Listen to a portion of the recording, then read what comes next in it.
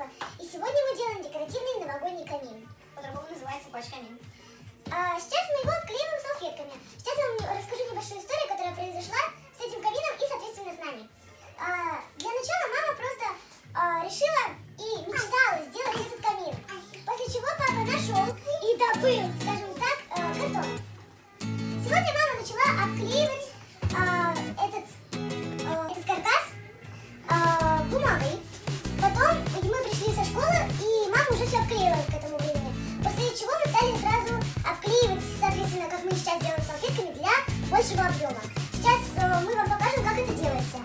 Это делается очень просто, но это делается очень долго, так как тут он очень большой получился, он где-то 2 метра. И из-за этого его надо будет очень долго обклеивать, хоть это делается легко.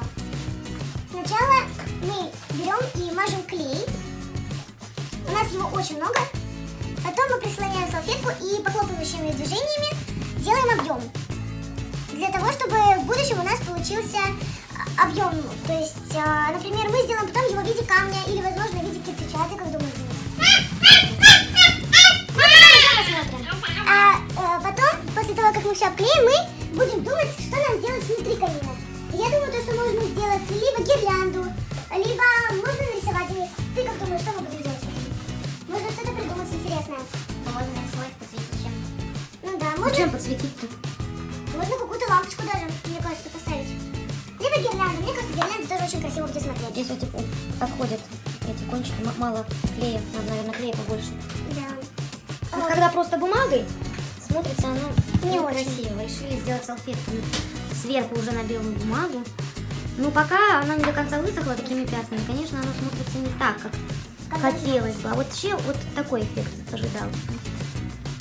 Посмотрим, что будет дальше. В принципе, если не понравится облицовочка, мы сможем придумать что-нибудь другое.